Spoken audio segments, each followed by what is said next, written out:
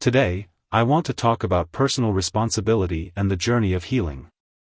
Here's the truth: the trauma I tolerated led to my dysfunction.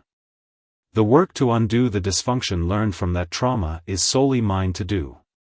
Many of us carry deep wounds, pain from experiences that we didn't choose, pain that we endured simply because life can be harsh. It's easy to stay there, to let those wounds fester into beliefs that justify our dysfunction. Dysfunction becomes our armor. It protects us, or so we think, from further hurt. We learn to cope in ways that may feel necessary, even logical, but over time, those ways harm us.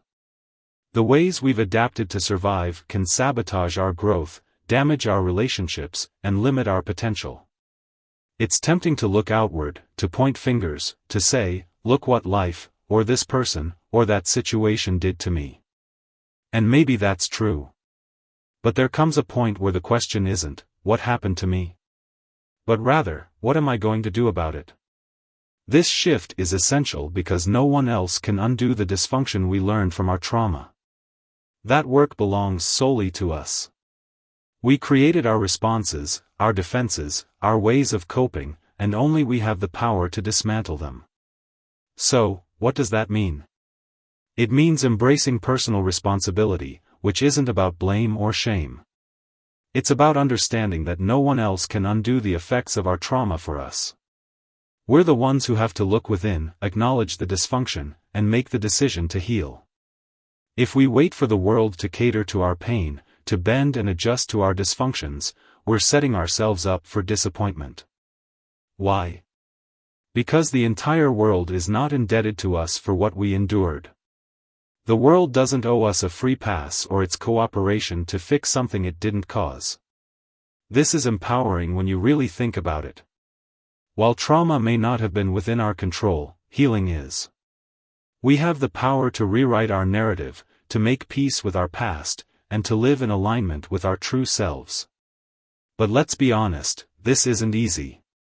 It's a daily choice, a commitment to doing the hard work that others may never see or understand.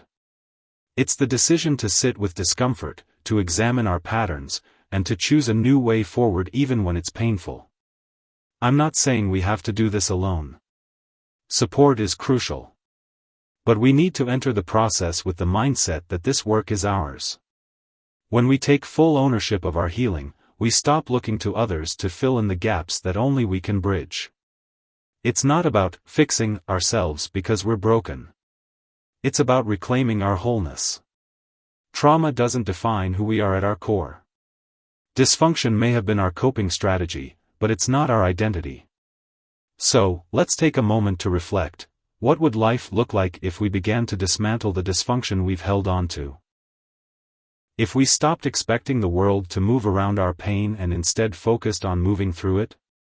Imagine the freedom that comes with releasing the weight of our past and stepping fully into our power to shape our present and our future. This isn't about erasing our history. It's about creating a healthier response to it, honoring the journey without being defined by it. Healing is a process, one that may take time, one that may feel lonely at times. But every step we take, we reclaim a piece of ourselves that trauma tried to steal. So remember, the work to undo the dysfunction is solely ours. When we own that truth, we take back our power. We free ourselves from the constraints of victimhood and step into a life of purpose and potential. We owe it to ourselves to do the work, not because it's easy, but because it's necessary. Let today be the day we stop looking outward for validation or absolution and instead turn inward to take full ownership of our journey.